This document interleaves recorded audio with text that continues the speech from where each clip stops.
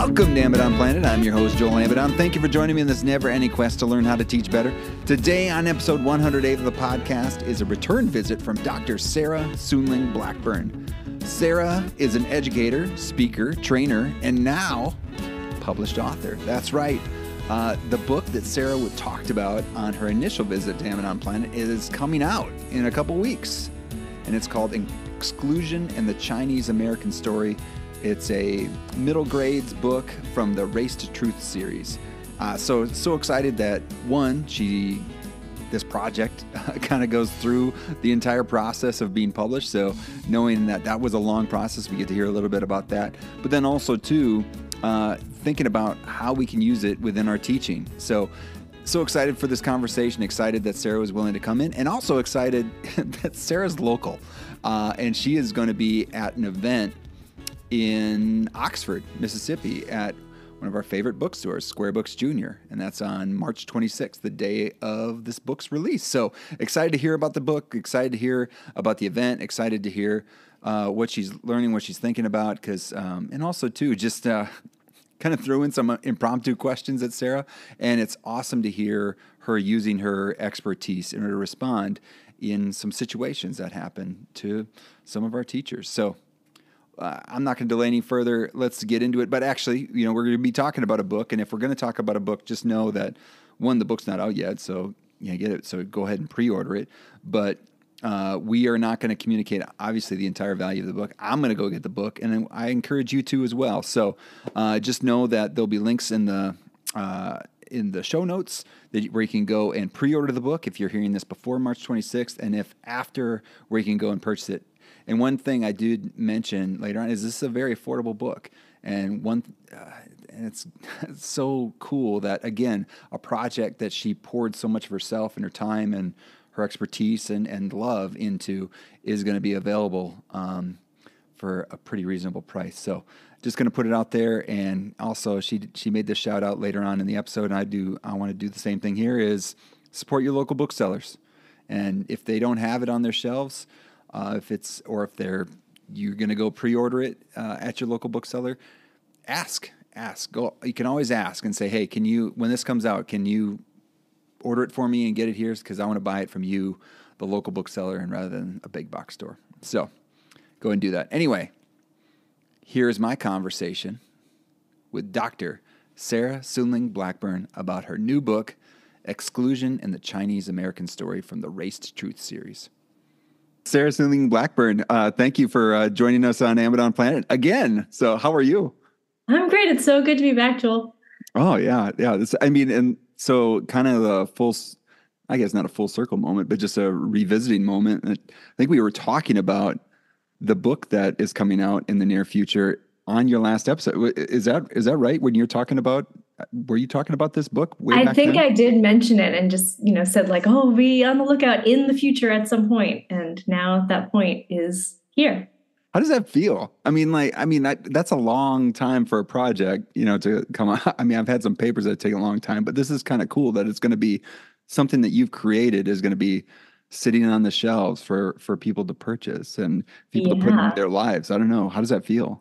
It is really exciting. It's also a little bit terrifying. It's surreal, because I worked really hard on it and spent a lot of time on it. And then the publishers I work with were incredible, but they spend time, right? They really fact check and they copy edit and they acquire rights to images and all of these things. So I probably took almost 2 years between when I finished writing and, when it comes out this month. So it's kind of been like, you're in the 9th month of pregnancy, 2 years just waiting for this thing to come out.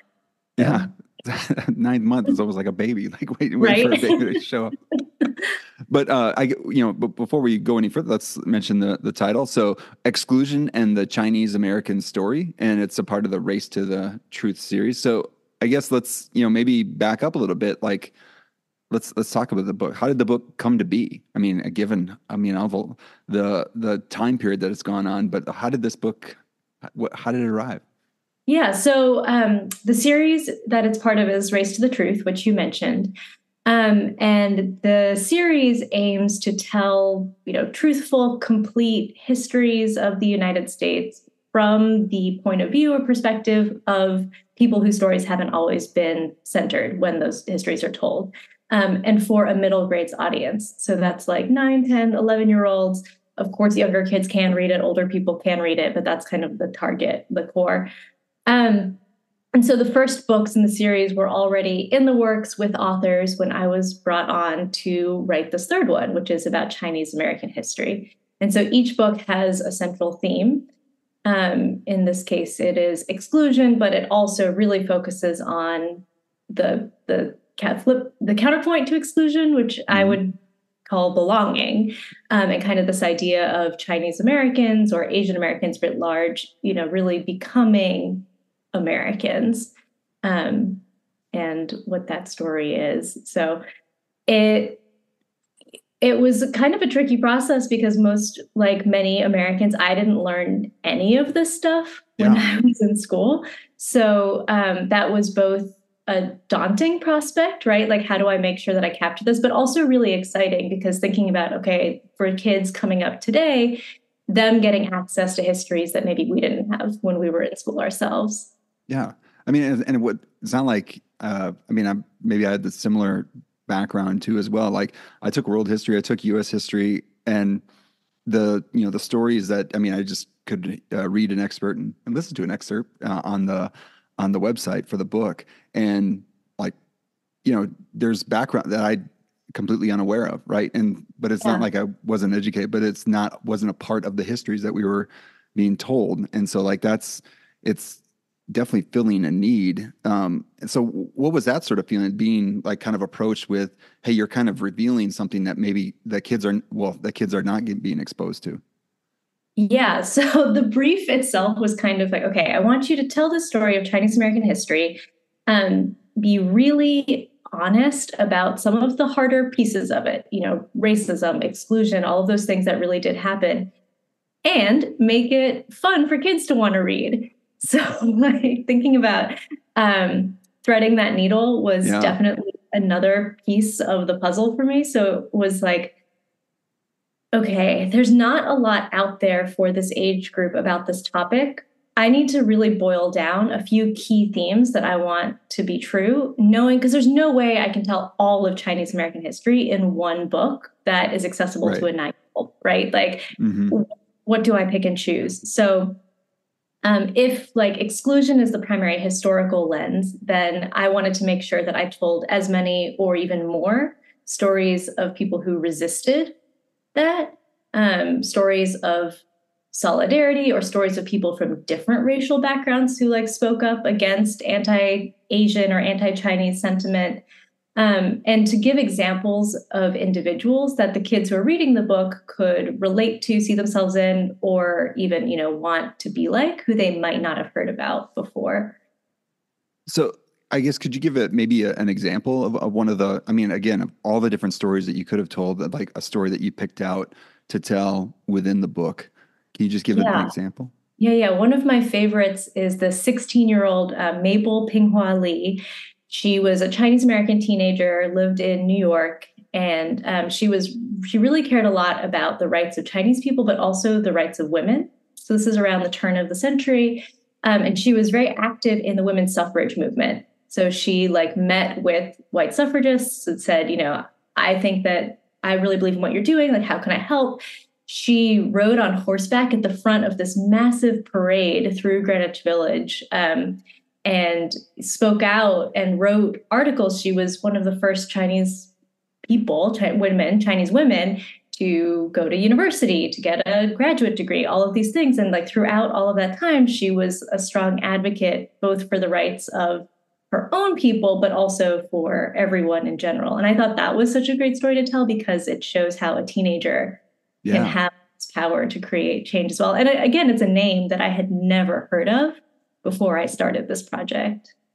That's amazing. Yeah. So that must have been, the fun side for you would just being able to like learn about these stories, but then also getting the chance to like, again, put that into a child's hands who's only a few years removed from Mabel's situation too. So that's pretty neat. Yeah. So like the, books like this, I mean, it's pretty self-evident, like why they're important to get the stories out there. But I guess maybe in your own words, like what else, like why is it important? Why was it important for you to write this book? So when I was first approached to write this book, it was 2021, which was really when the spike in anti-Asian hate was Yeah. happening. So it felt particularly urgent at that moment. I don't think that urgency has gone away. Maybe it's fallen out of the public attention a lot. So that was a big piece for me as well, was thinking about like, how do I make this sweep of history? I mean, it opens with the story of the first Chinese woman that we have records of coming to the United States. So this is like several hundred years of history that we've got in this book, all the way to the present era. And I wanted to make sure that it was a clear through line throughout the whole thing, because even if you're learning about the past, at least this is how I liked to learn history in school, it was most interesting when it told me something about my world or the world that we live in today. And so I think that's really important too, right? Like telling stories like these can help people understand the present. With that rise in anti-Asian hate, something that I heard from a lot of people was like a kind of dismay that was even happening, because there has been a narrative that, Asian Americans are like accepted or assimilated or all of these things. And so to tell this history of like, well, what's happening now actually has deep historical roots, maybe that can be like a little bit depressing, but it can also help us make sense of what's happening now. And it can help tell the story of the people who resisted all along the way. So like, yes, these prejudices have existed for a very long time. There have also always been people who stood up against that. And that can actually be very empowering for young people, for example, who are experiencing or hearing slurs in the classroom for the first time, and knowing that there have been people before them who like might have experienced that, but also who stood up against it or found others who disagreed with that prejudice and wanted to do something about it. I guess another way I'm going to ask it again. Why are books like this so important for us to put in front of kids? Yeah, when I was writing, I really had two audiences in mind. So the first is people who do identify as Chinese American. Yeah. I think it's important for those people like me, to have stories, to have histories that reflect ourselves. Like I said, not learning this at all in school makes you wonder, like, do we really belong here? Another stereotype that's very associated with Asian people in the United States is the perpetual foreigner stereotype. This idea of like, even if you've been here for generations, people will ask you like, yeah, but where are you from? That thing. And so to be able to read this and see that we do have like deep roots and various contributions and all of these things here was important. And then the other audience is everyone else, because it's also important for everyone else to see that this is a group that has deep roots here and belongs here, and can be as American as anyone else, can like be Chinese and American, or be Chinese American, or however you want to identify. Like all of those things are valid ways to exist in this country. Yeah, I mean, that exact scenario that you mentioned about the "where are you from" question, we talked about in a training we had on Friday, because it was something one of our pre-service teachers was asked. And so we're like, okay, how do we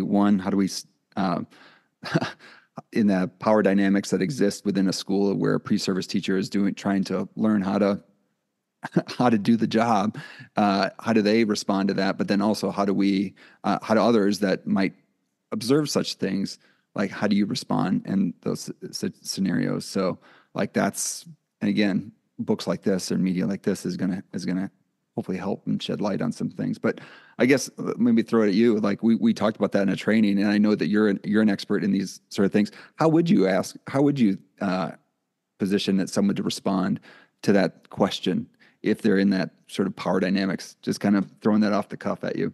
Yeah. So I have a lot of empathy for that teacher. I experienced that a lot as a teacher, from kids, from parents, from, school admin. So there's a power dynamic there as well.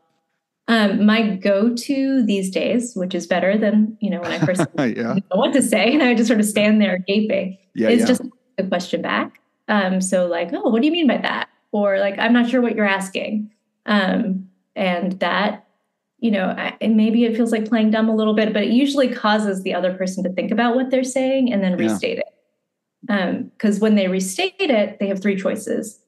Like choice one, and I've had this happen, is they'll kind of say it even worse. So like, people like you aren't around here or whatever.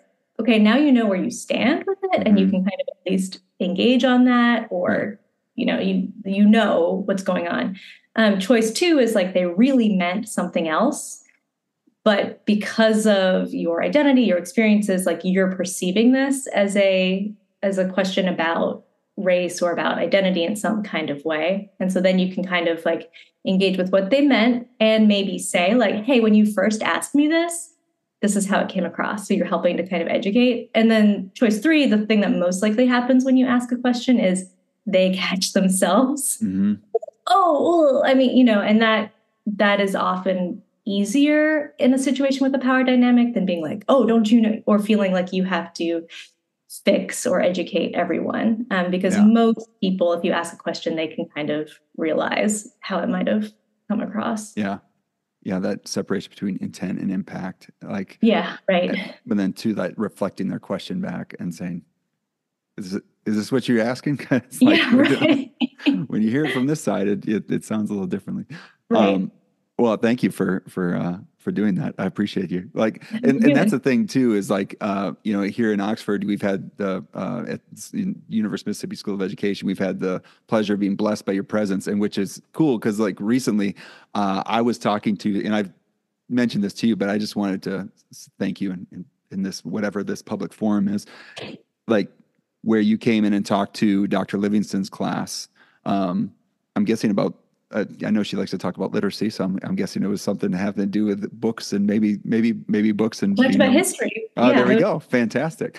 And I had several students when I was identifying a moment of their professional growth, they mentioned that when you came in and talked, and it was like an eye-opening experience for them where you put some things in front of them where they were having ideas that they hadn't been exposed to before, and they didn't realize the importance of certain things that you're saying. So again, thank you for blessing our students with coming in and talking, because we really appreciate that.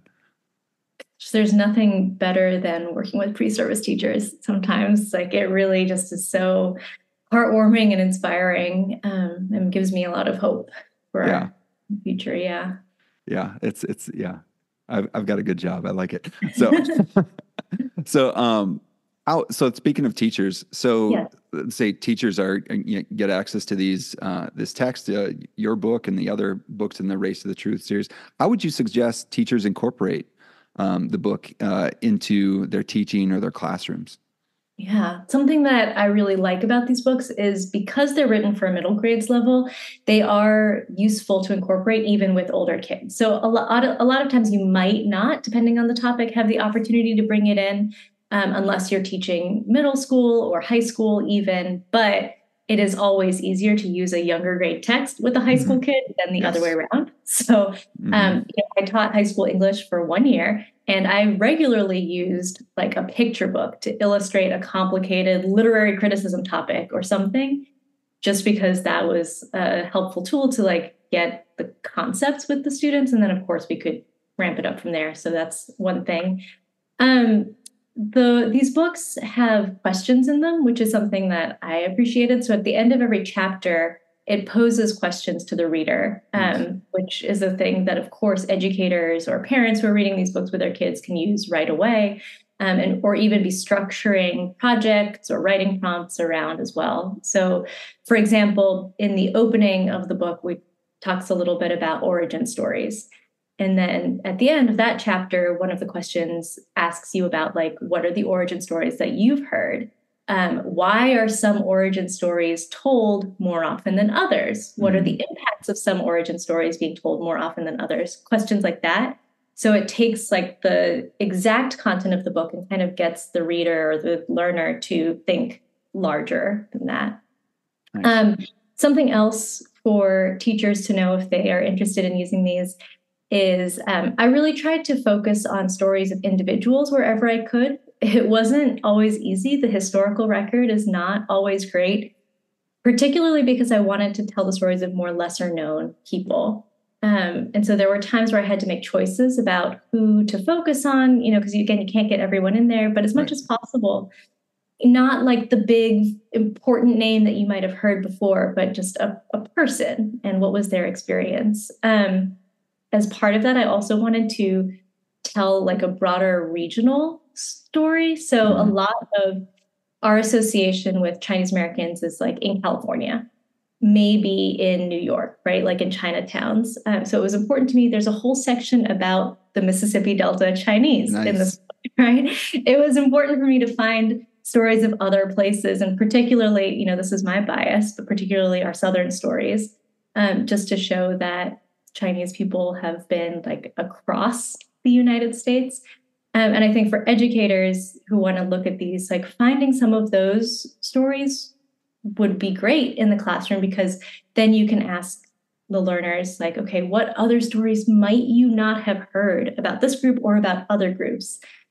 How do you explore that curiosity to go deeper? Well, and also it's cool, and I don't know if you're familiar with these books as well, but the National Council of Teachers of Mathematics has put out some awesome books as well, like, and I've got them here, like Powerful Mathematicians Who Changed the World, like Marcia Asher and Talitha Williams, and other books where there's like, again, different representations of mathematicians. I think you can imagine like there's a test or an activity that some people have done where it's about drawing a mathematician. Like, what are the images of mathematicians? And a lot of times they're drawing like an Albert Einstein figure, or if I had glasses on me, like up at a chalkboard doing things like where mathematicians, look like everybody, right? And also too, as a teacher, like, who are you seeing as a doer of mathematics? One, do you see yourself as a doer of mathematics? And then two, do you see all the kids as doers of mathematics as well? And so putting images of different mathematicians that represent, everyone that's in the room is so important. And I think I'm proud of NCTM for putting this series of texts together. Again, also to get it in front of kids in their hands and be able to read and see some of the cool stuff that these mathematicians have done in the history of the subject. That's really cool. I hate to break it to you because I know your math education. I tried to steer away from mathematicians and scientists in mind just because of the stereotypes. Right. Yeah. Like that is like a very Asian or Chinese East Asian stereotype here. Is that like we are all just scientists and mathematicians, which is great, and there are lots of them, but there's also lots of other things that we could have done too. One of my favorite other people I tell the story of in the book is a man named Tyrus Wong, who was an animator. If you think of the movie Bambi, style, he was the creator of the background scenery and that style in Bambi. And if you can kind of visualize the forest imagery, it is this blend of like traditional Chinese landscape and Western art, like watercolor styles together. And, that's a very influential like image that we have in this country. And like, again, another name that most people don't know. So trying to tell all these different stories too was cool. That's awesome. So, and we're going to talk about where people can get the book, and we'll put links and all that in the show notes and everything. But, thinking about, some of the stuff that you have done, and all the teaching that you do, the professional development that you do, and the teachers that you work with, I was just curious, like lately, given that we probably asked this question the last time you were on, but just curious, what is something you have recently learned to help you teach better?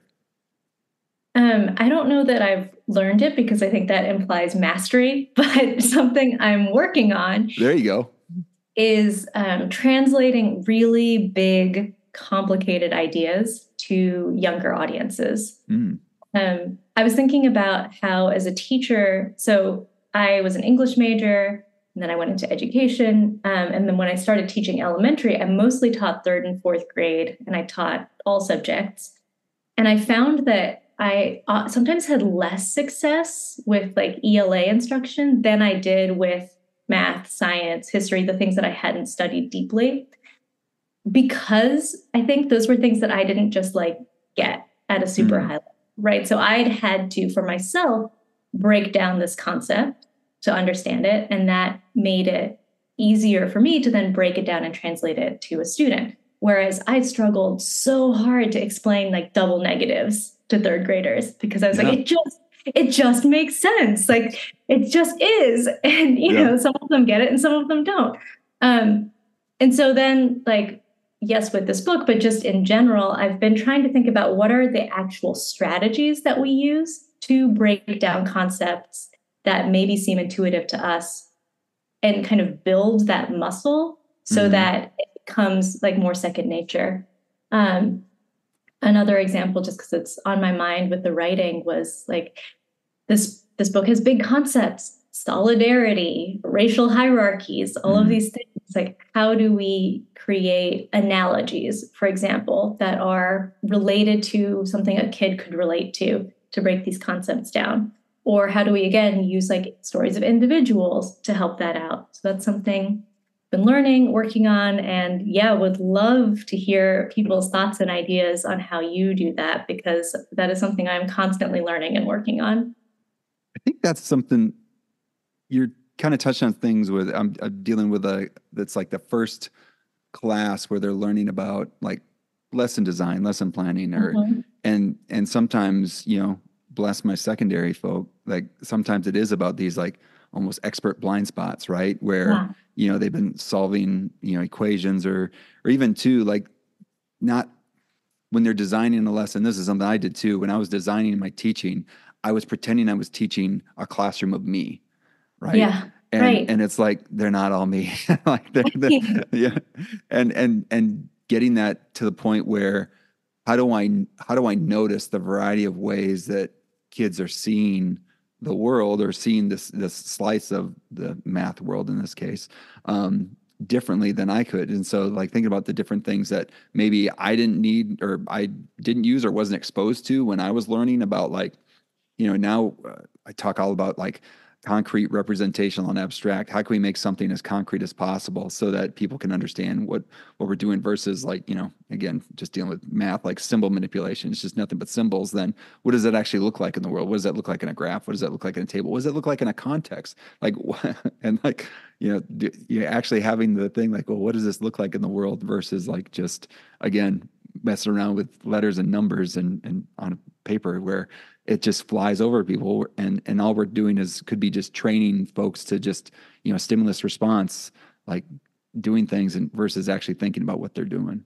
Yeah, that's something that, you know, in math education, actually, I feel like you all are really leading the way in that. And it's almost like it seems like other subjects were doing that real world application more. And math education had to really push itself to get there. But now I feel like there's a lot we can learn from what is being done with, you know, concrete, real world, like object, permanent manipulations of concepts back into other fields with teaching too, for sure. Well, is that then going back to the book where that's why these stories are so important, where you're talking about these big concepts, and now we can say, well, hey, you remember this story about this individual from the book? There you see it in action. Like, oh, that's it. Or, you know, even just curious, like how, you know, how important is it to have those representative stories? Yeah, you asked at the beginning kind of why these books matter. Another reason that I didn't talk about is we know we're in a moment where there is resistance and pushback to teaching or talking about a lot of these topics in schools, with book banning, with divisive concept laws and things like that. And I think that having these concrete examples, these stories of, look, this thing really happened. We have documented evidence of what happened, why it happened, who it happened to, all, you know, the repercussions, can help us grapple with the idea of, like, yes, these bad things have happened, and that, you know, if we learn about it, we can rectify it, right? Like, it doesn't have to be seen as like all negative or harmful or whatever, ruining kids' vision of America. I actually think that helping them understand what has happened, also the wonderful ways that people have resisted hard things in the history of this country, can help them feel empowered to want to create a society where everyone feels included and welcomed, and like have those big words that are being thrown around and like have become very like polarizing and emotional for a lot of people, can help maybe lower some of the charge on that, because we're talking about actual people, actual events, actual things that have happened. Yeah. And that, and then maybe too, that also gets the folks that maybe are upset about these words, basically these words that are out there. Like when you actually do a tie to a story, or a story of a neighbor, or a story, you know, like these stories, like, okay, now it becomes real versus like just sort of some philosophical argument. No, this is about people, right? This is about Right, people and exactly. lives. Right. Well, I was really excited to see that you have an event coming up in Yes. Oxford, at one of our favorite spots. We just had some family in town, and they had to go to Square Books Junior. But you have this event coming up around your book, and is it on the release date of the book? It is the release date. So this is like release event, just exclusive for Oxford, Mississippi. Yeah, with another frequent visitor to Amazon Planet, Dr. Christy Livingston, which that's going to be, there's a lot of energy. There's a lot to be, and with, if there's kids there, that's going to be one thing. But then if we got Dr. Livingston in there, holy cow, a lot of energy in there. So what's going to happen at that event? So that's what, 5 o'clock on March 26th, Square Books Junior. You're in Oxford, Mississippi. Like, what's that going to look like? Well, Dr. Livingston is really running the show, so you might have to ask her. Yeah. But Okay. I imagine that we will do some reading, some conversation, so question and answers from her, and possibly a chance for people to ask questions as well. Also, a chance to pick up a book, get it signed, have all of that. So it should be good fun. I'm very excited, and I hope as many people come out can. Yeah, that's good. And what's also, I mean, and this is nothing that we shouldn't just gloss over. It's very affordable. The book is very affordable. Like, and that's really cool too. That I think sometimes, like, there's great resources that are out there, but they're not. They're kind of outside of our reach, right? At times. But that's really cool that the book is right there, available. I think for less than, like, I don't know what price is going to be in the store, but online it's very affordable. So, one, pre-order the book, because that gets excitement for folks. But then two, if you're in the driving distance of Square Books Junior on March 26th, to come out, I'm going to be there. So Great. Oh, yes, I'm excited. there we go. So we can actually see each other in person again after you visited Christy's class. So, anything else to promote? So we got the book coming out. We have the event coming up at Square Books Junior. What I know you watching you on LinkedIn, seeing all the different stuff that you're involved with. Anything else that you want to promote? Just again, with the book, it is available anywhere you buy books. But I do, of course, highly recommend, if you have a local bookstore, ask them if they have it in stock. They can order it for you. Again, audiobook will be available on the same date, March 26th. Yes. Very cool. So if you're an audiobook fan, there's that as well. I also, next month in April, I wrote the foreword to a great book that Heinemann is putting out called Teaching Beyond the Timeline. So I didn't know this book, but it is also a social studies book for educators. And it is about transforming social studies instruction from the traditional, like, we start in this year and we go to this year, and that's our semester, to thematic teaching. So thinking about themes and then going through the timeline through that theme, and then another theme and going back through with another theme. So that's something to check out. Who are the authors of that book? That is China Harvey and Lisa Herzig. Awesome. Yeah, and we can put links to in the show notes on that one as well. Yes, and that one will be out in April. And then, follow me. I'm at Sarah-SoonLing everywhere, Instagram, LinkedIn is where I'm most active. And just more news coming out in the future. I'm working on some fiction at the moment, which is a whole different, skill set, but excited for what that brings. And also on the, if you follow the pre-order link, you can get to see an excerpt, both of the written book, but then also the audio book, which that's awesome too. That's all coming out all at the same time on March 26th. So, Sarah, thank you so much for taking time today to visit with us and talk about your this book. This been coming out for a while, but it's so exciting to actually come to March 26th. And so thank you for spending time with us. And also thank you for your investment in our students, both those that here at the University of Mississippi, but then also those beyond that might be listening. Anytime. It's always a pleasure to be in conversation with you, Joel. All right. That's going to do it for this episode of the Amazon Planet podcast. Show notes can be found at amazonplanet.com/episode 108. That's going to be important if you want to pre-order that book or order the book or any of the books from that Race to Truth series, but especially Sarah's book. And for those of you looking for ways to support the podcast, you can subscribe, rate, review, and share this episode, which will allow more people looking for similar content to find it. In addition, you can subscribe to the Amazon Planet download, which contains teaching resources and updates from Amazon Planet. Anywhere on amazonplanet.com where it says join the email list, you go ahead and click one of those buttons, and you can join the email list. You can also submit a question, comment, or suggestion to the mailbag by sending an email to joel@amazonplanet.com. That's how we initially were connected with Sarah, is because of a suggestion. So you can go ahead and submit your suggestion. So in addition, I'm always looking for opportunities to work with those who are looking to lead people to love others through teaching. If you have an event or opportunity to share, you can either send an email to joel@amazonplanet.com or head to amazonplanet.com/about to fill out the request a call form. All right.